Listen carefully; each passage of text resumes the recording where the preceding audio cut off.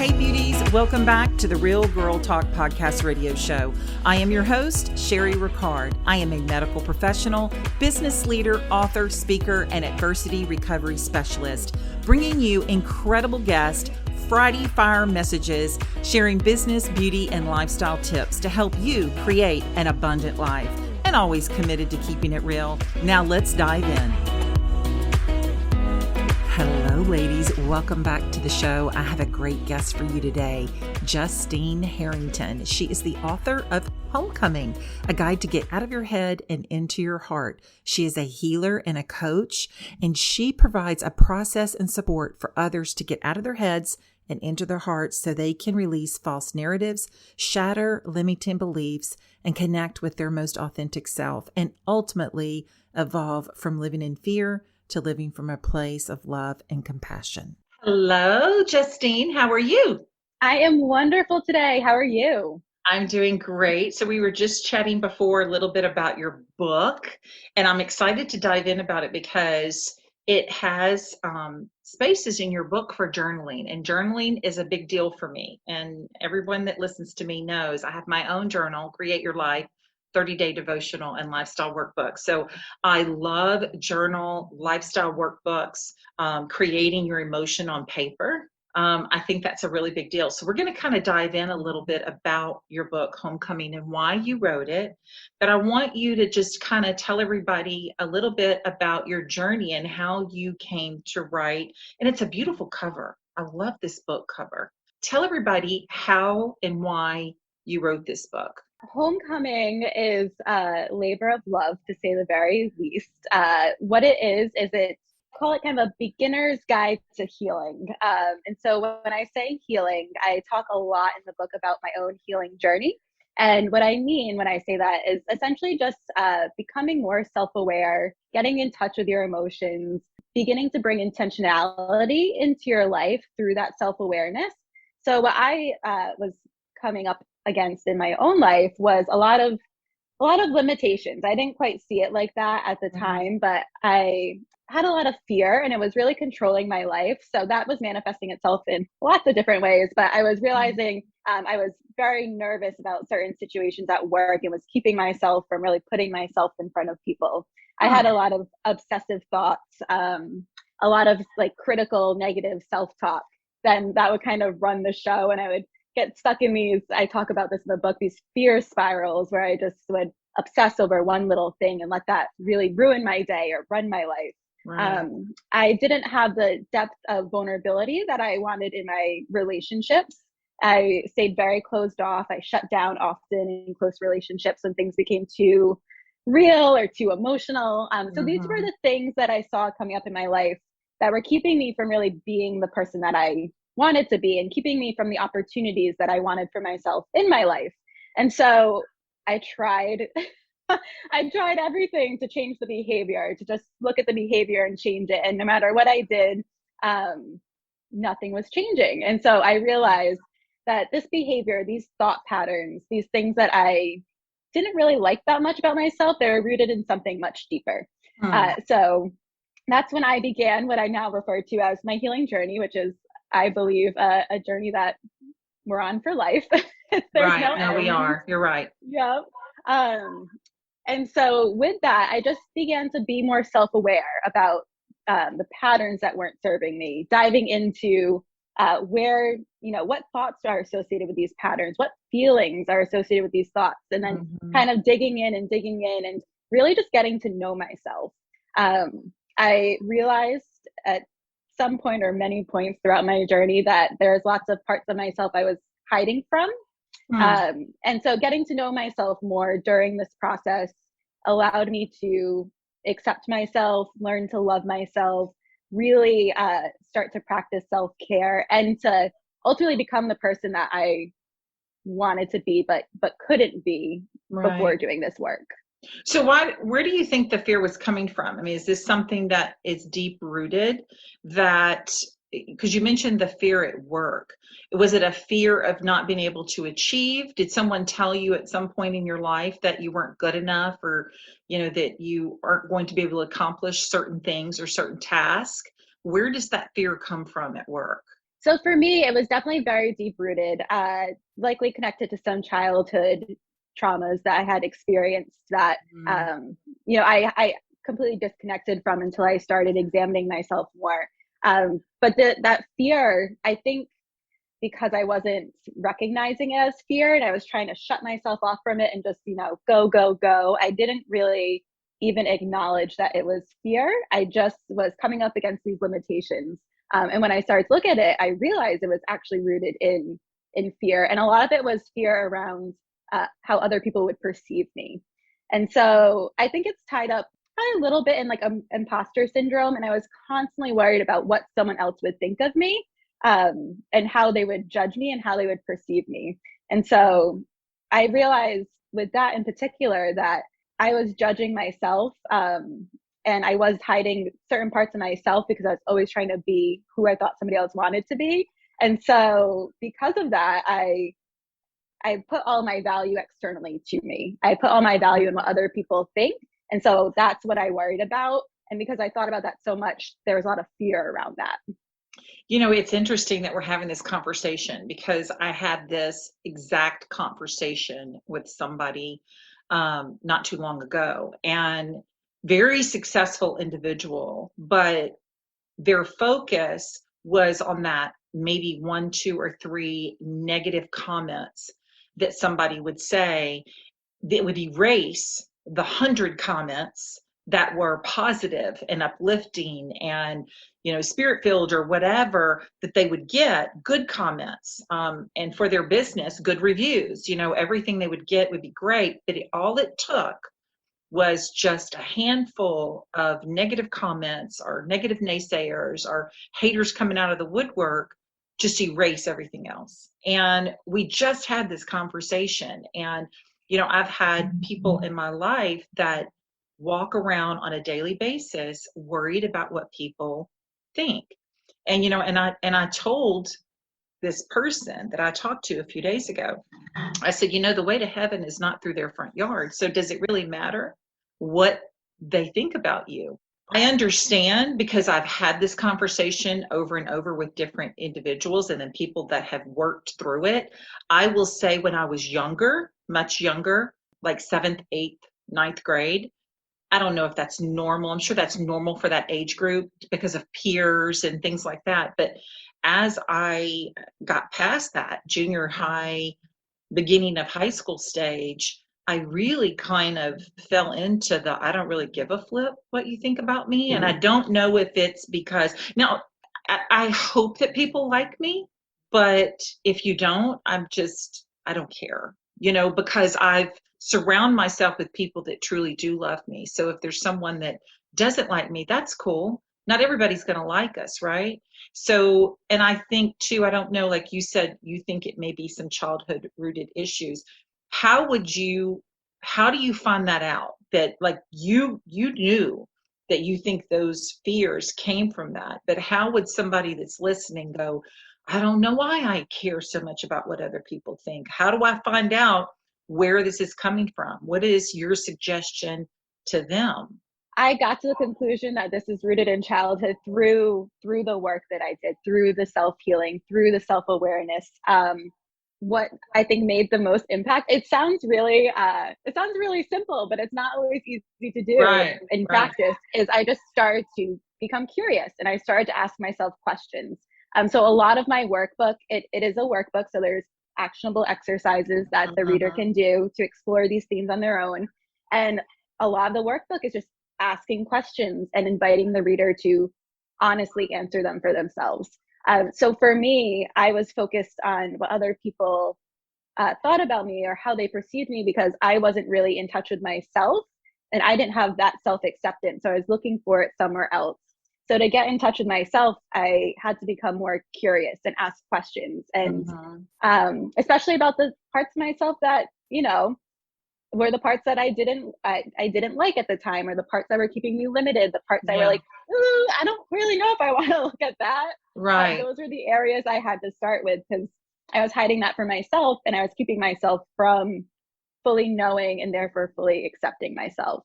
So Yeah, the first step, I believe, is just acknowledging yeah. that this is a pattern that you have or you're seeking that validation externally, and then starting to ask yourself, why? And honestly answering the question. I believe journaling and writing has helped me tremendously. Mm-hmm. I feel like journaling just like kind of opens up a part of our brain that we might not have access to if we just stay in our minds. Mm-hmm. Sometimes I will journal and start journaling about, the day or the weather, and I'll end up somewhere that I did not expect, like this huge aha moment about myself. I feel like it just like kind of makes the thoughts more fluid and allows things to come to the surface. So I asked myself questions. I journaled a lot about it. I saw what came up. Um, Hmm. and I was just seeking honesty with myself for probably the first time in my life. And the top of your cover says a guide to get out of your head and into your heart. So I think a lot of us do get stuck in our head. And it's funny because I'll meet somebody and they'll go, "Oh, I don't care what people think about me." And then two sentences later they'll say, "Oh my gosh, I can't believe I said that. Those people are going to think I'm stupid." I'm like, "Well, I thought you didn't care." So you really may say that you don't care, but your actions don't match what you're actually saying. Because I hear women will walk in the room, "Oh gosh, I'm underdressed," or "Look at everybody's makeup, everybody looks better, but I don't really care what they think." No, yes you do, because you're in your head telling yourself that you don't look good enough to be in this room. I know that I did pageants from when I was 12 years old until I was 19, and then I did Mrs. Divisions when Christina and Bryant were older. And I can remember walking into a room at a beauty pageant, and I was, I don't know, 14, 15, 16 years old. And the first thought in my head was, I am the most unattractive, ugliest girl in this room of these women. I don't have a shot. And then I would flip and win. And it's like, wow, those judges didn't actually see me. Yes, they did. I Yes, won. they did. It didn't matter. They could put a crown on my head and give me 3 trophies, and I would go into a pageant 2 weeks later, and I would tell myself the same exact thing. And how does that happen? It's almost like just the trophy and the crown wasn't validation enough. I could not get out of my head. Now, granted, I'm 16 years old, and this is what 16-year-olds do, and I try to preach to them all the time to stop it. But I think a lot of it is hormones and things like that changing. But then as you're getting older, if you are stuck in your head, those things follow you. They follow you into relationships. They follow you into work. They follow you into your friend group as well. And then you end up choosing the wrong friends because you're not really who you are. You're just that person that you think that group of friends wants you to be. You really don't want to be there, but you may not have anybody else to hang out with. I totally get what you're saying, because I was there younger, and I've talked to many people that have the same issue. But when you're talking about getting out of your head and getting into your heart, and you say recognize it as a pattern and journaling helped you, what are some of the emotional things that you kind of walk people through in your journal to really deep dive into some emotions and find out maybe it is a childhood issue? Maybe it's something that somebody told you as an adult and it stuck with you. Like my friend who can get 100 great reviews, but five ruin them. In their head, it ruins them. So how do you take that emotional step to get out of your head and get into your heart? Yeah, so I would say the first step to that is recognizing your orientation toward your emotions first and foremost. So for me, in my experience, I was very disconnected from my emotions. So it took a lot of work for me to even begin to connect with my emotions and be able to go to those more emotional places. It was one of those things where I thought I was feeling my emotions because I understood them logically, Right, or I rationalize my feelings, but right. I recognized at some point, oh, that's not actually feeling them. Thinking about them and understanding where they come from is not actually feeling them. So that was an obstacle for me, and I had to work through actually starting to connect with myself emotionally. So if you're where I was and a little disconnected to your emotions, it's going to be a different process than if you're someone who's very connected to their emotions and Right. is able to feel them more readily or more accessibly. So I believe the first step is just understanding your orientation. I would say, especially understanding your orientation to those heavier emotions. I don't like to use the word negative necessarily because all emotions have a place, and I think good or bad is kind of the frame that we put on them. So I like to refer to them as light emotions and heavy emotions. So especially when those heavy emotions come up, whether it's sadness, anger, resentment, grief, fear, what's your orientation towards those? Because those Hmm. are usually the emotions that we tend to push away or not want to deal with. Hmm. So what's your reaction? Do you open up to them? Do you try to push them away? Do you start scrolling through social media? Do you go on an errand? Um, all of those kind of dissociating actions are definitely things that I had done in the past. And Right. so for me, it was recognizing when I'm ignoring my emotions or numbing them or suppressing them, and beginning to stop and opening up to them. Right. So that's, I think, the first step to getting into more of the emotion is, again, understanding your. Today's episode is sponsored by Silver Lining Wellness Company. That's right, folks. My husband and I have founded Silver Lining Wellness Company, and we are going to launch finally next week. You can go to silverliningwellnesscompany.com, put your email in, and you will receive a 10% discount code via email the week that we launch that you can use for 7 days. If you've ever suffered from anxiety, you have sleep issues, or pain, we've got you covered. We want you to sleep well, restore balance, and ease your discomfort. We are striving to earn your trust and loyalty by offering you the best CBD products and Delta 8 and help promote and support a realistic and balanced lifestyle for you. We want our customers to make informed decisions that can lead to an immediate positive impact on their lives. Go to silverliningwellnesscompany.com, put your email in. We are going to launch next week, and everyone that puts their email in advance is going to receive a code for 10% off all of your products for 7 days during our launch. Self and how you relate to emotions. And then once you understand that, it's really bringing the intentionality into it. When you're feeling something or journaling through something and you feel emotion coming up, to really care for it and attend to it and allow it to be, rather than trying Hmm. to control it, again, suppress it, any sort of thing that isn't actually allowing the emotion to be.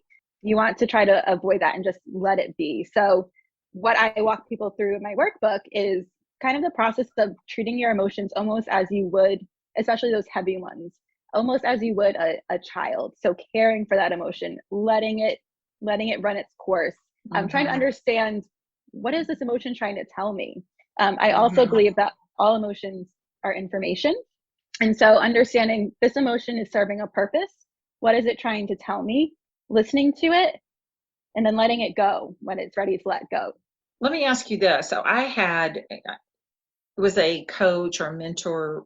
I was in a group and they were in the group and they said that one of the things that they told their clients to do, and I thought was really interesting, and I've never done this, is there was a sheet that she created and it had several words on it: confident, bossy, loving, friendly, all of these terms. Nothing on the outside like beautiful or, lovely or anything, but all of these other words. And she had her clients send these words on a list to 10 people. And she told them to circle only 3 that describe them.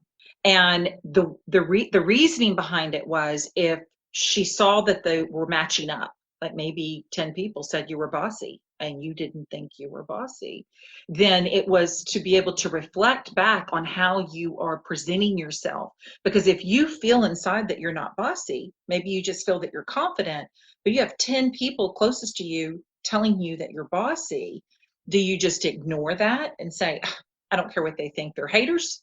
Or when 10 people are doing it that are close to you, you are being perceived as bossy when you're trying to um, put out that maybe you're confident. And so that's something that you need to work on, because obviously what you're putting out there is not coming across the way you're intending it to be. I thought it was a cool exercise to do, especially if you get things back and you go like, oh yeah, I felt like I was friendly, and 8 out of the 10 people circled friendly, so I'm glad that people perceive me that way, because that's how I feel about myself.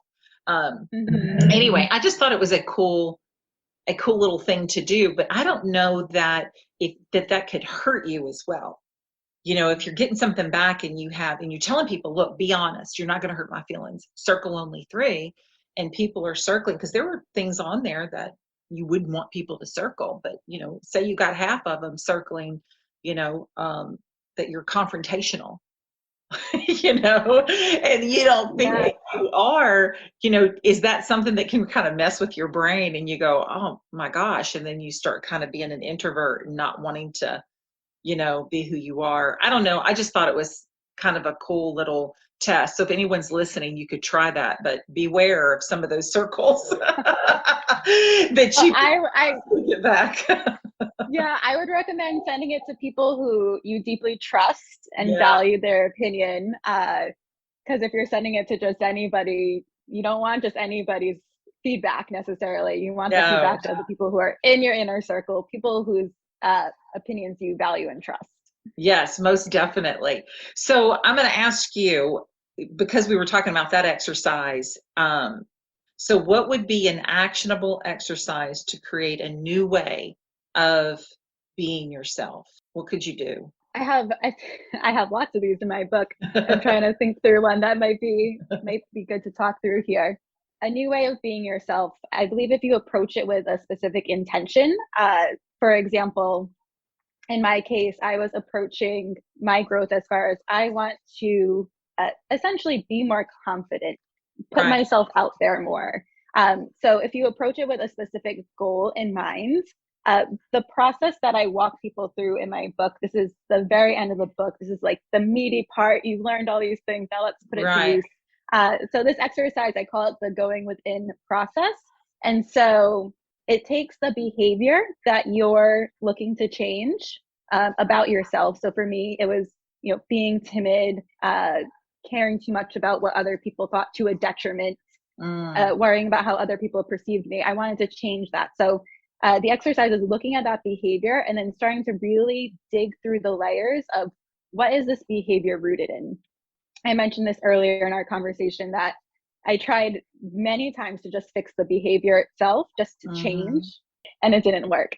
An actual exercise is actually taking that behavior and then start asking yourself questions. And in my book, I do guide the reader through lots and lots of questions that they can answer for themselves in this process, but just start asking yourself questions.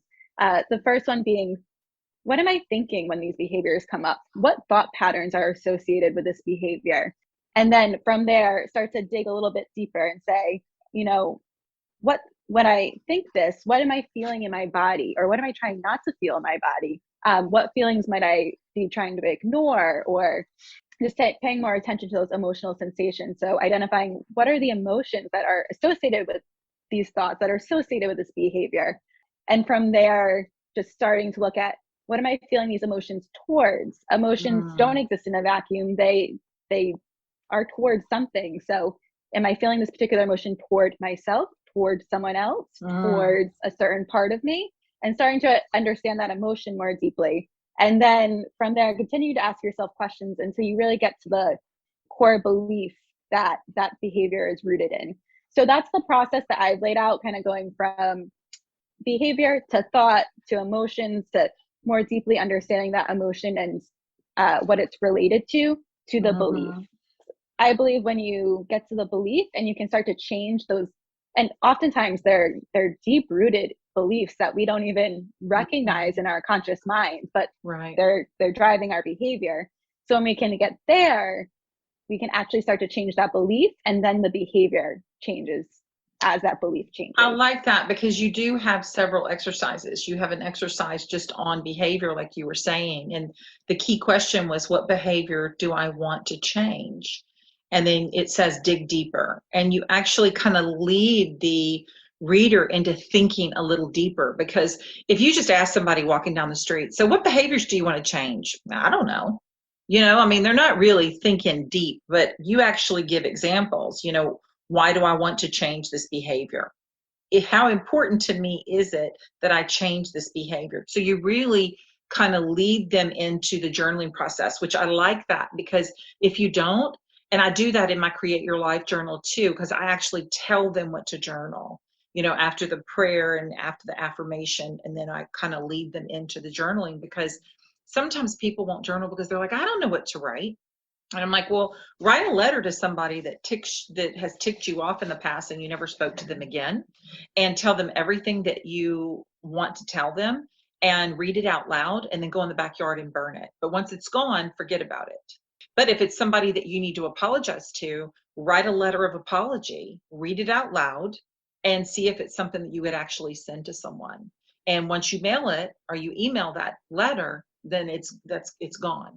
You did your sorry. I don't think a lot of people understand that when you forgive someone, it's not necessarily for that person, it's for yourself, because Yeah. unforgiveness weighs heavy on your heart, right? I mean, it really does. And people can do us wrong, and people can betray us. I know there's people that have had problems in their childhood. I was blessed that I did not, but I know people that have.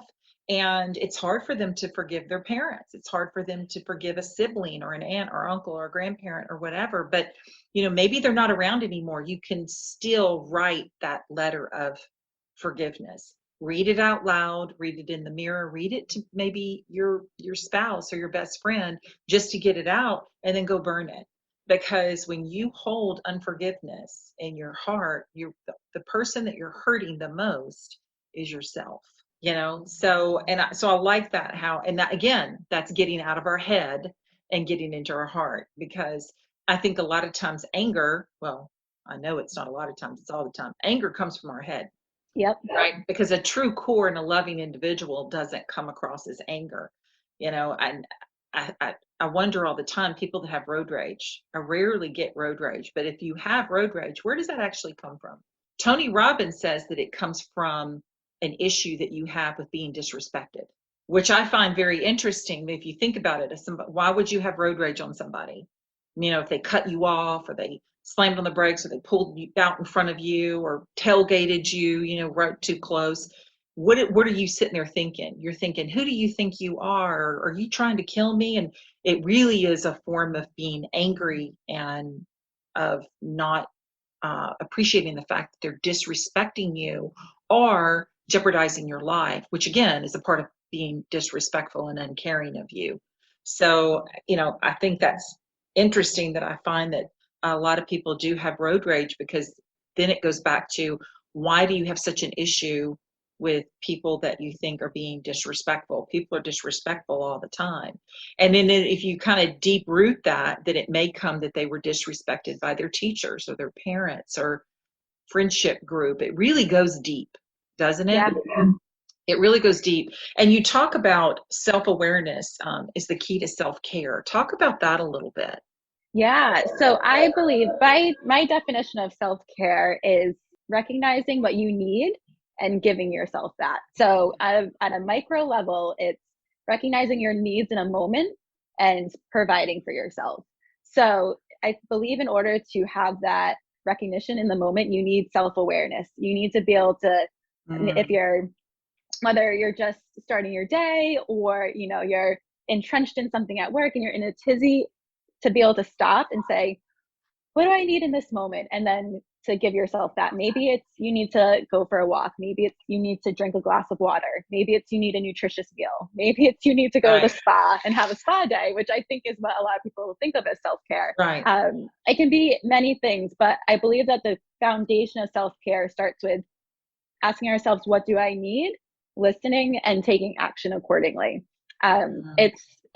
It sounds very simple when I say it like that, but it's not. That moment in the day, to have that moment of pause in our day, which is, we're on autopilot often. We're thinking of other people, what's coming next.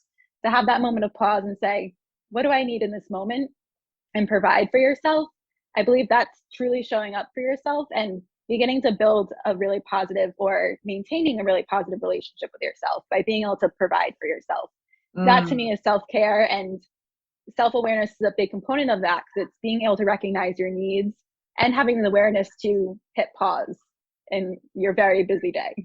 If you think about it, we can use this in our work. And I'm just going to kind of throw an example out, and I'm not going to say who it is because this person listens to my show. I'll talk about friends and family, but people don't know exactly who I'm talking about because they all listen to my show. But this particular person is just nonstop. I mean, fabulous worker. This is the person that you would want running your company. The problem is that she puts that above a lot of stuff, and especially herself, right? So what lacks is her caring for herself and making time for herself, whether it be, just chilling out or going out or just relaxing.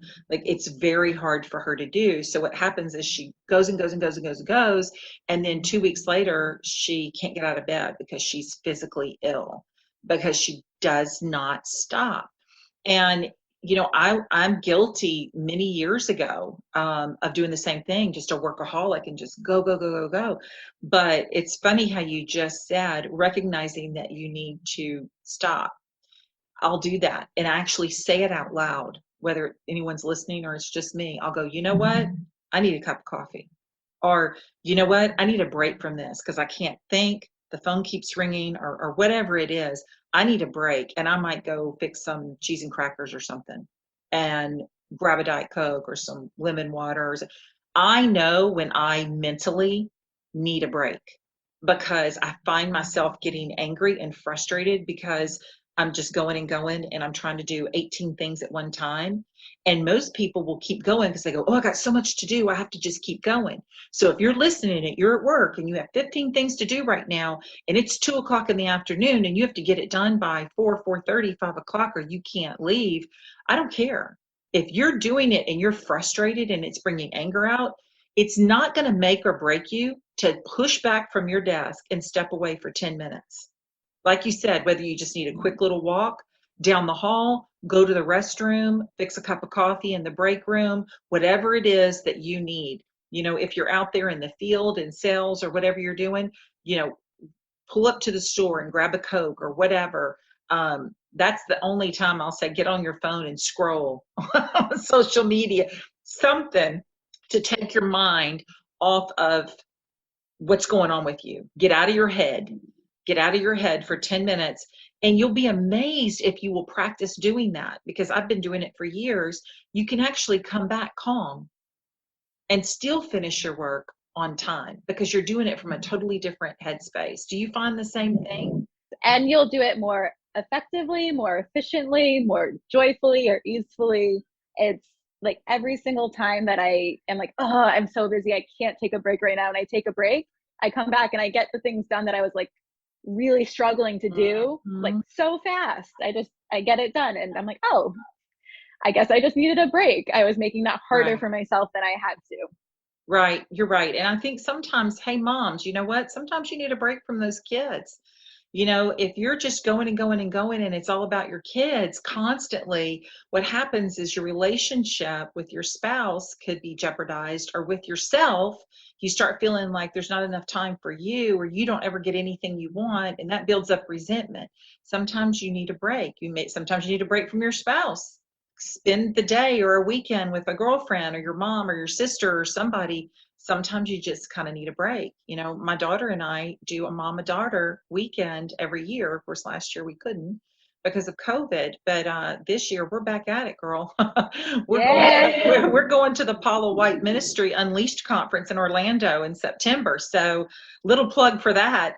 If anyone wants to go, come hang out with us. It's going to be great. My precious friend Kaya Jones is going to be singing. So that's going to be amazing. So yeah, I mean, we went to DC one year and went to a big VIP event that we were invited to year before last. It's a weekend, but you know what? My daughter only lives 15 minutes from me, but she has her own family and kids to take care of. So it's really hard. We can't just go to lunch. We both work. So it's like, you know what? Sometimes we don't want to encompass the whole family like we always have to do, and the kids. It's just me and her want to go and just do a mom-daughter weekend. And that's what we do. We get out of our head, we get out of our workspace, and we go and just do our thing. And if you can't afford to go away for the weekend, then you can at least afford to do something with someone for the day. Go take a Saturday and take a drive and grab some lunch or whatever it is. Sometimes you just need to do nothing, and get out of your own way. So I love this book. I want you to tell everybody what they can expect from your book, Justine. Tell everybody about it. Well, I like to say it's the cheapest therapy you can get. But what it really is it's workbook that I talk a lot about my own experience in it. I believe that it's really powerful to see parts of yourself in other people's stories or experiences. And some of the things I talk about, a lot of things that people might not want to talk about all the time. I talk about shame. I talk about fear. I talk about, those heavier emotions. And so especially when it comes to facing some of those heavier emotions or facing those parts of ourselves, like those shameful parts, I believe there's a lot of power in, connecting with other people in that type of work and in doing that for themselves. So I share a lot of my own experiences. I talk about a lot of the tools that have helped me, meditation being one of them. Obviously, the whole workbook is based around journaling, how to connect with your emotions, recognizing your triggers based on your emotions. I talk about a lot of these different tools, and then I offer, do-it-yourself exercises, which, as you mentioned before, they're very guided. It walks you through kind of exactly what questions to ask yourself, how to answer them, how you can care for yourself during this process.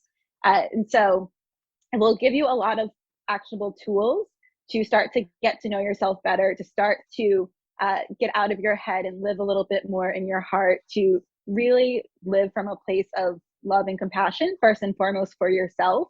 It's a guidebook to lead you on that path. Yeah, I love this. It's beautiful. It really is. Congratulations, because it's the front and back cover, and I love this. It's beautiful, and it makes sense. And I'm going to read this, guys, because I want you to go and get this book. I am super excited to dive into it.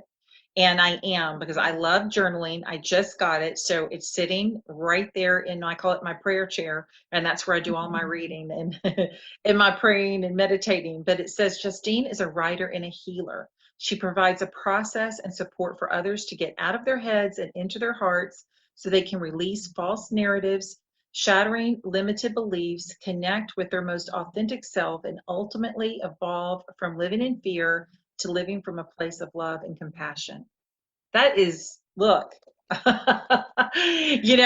the thing. I think if you love to read, I believe books like this, where you can journal. That's why I did the 30-day devotional and lifestyle journal, because it was 30 days of prayer and affirmations and the ability to journal and to teach you how to do vision boards and things like that. I mean, that's why I did that. So if you love to read this, pick the book up. It'll give you the ability to read as well as work through anything that you're going through and find healing. And this will start you on a path of journaling. And everybody knows how I feel about journaling. When my son passed away, I wrote for 7 years. And, after 7 years, it turned into the book, Wake Up Call, A Mother's Grief Journey. And that's when I started journaling. Somebody had told me, oh, Sherry, journaling is just a great thing. But listen, when you're hit with something like I went through, and I know many people have gone through some heartaches, if you can just write out your pains and your suffering, because I was the kind of person that didn't want to burden others, but if it didn't come out, it wasn't going to end well for me. And, it came out on paper, and I truly believe that saved me, being able to get out of my head and on paper what was breaking in my heart.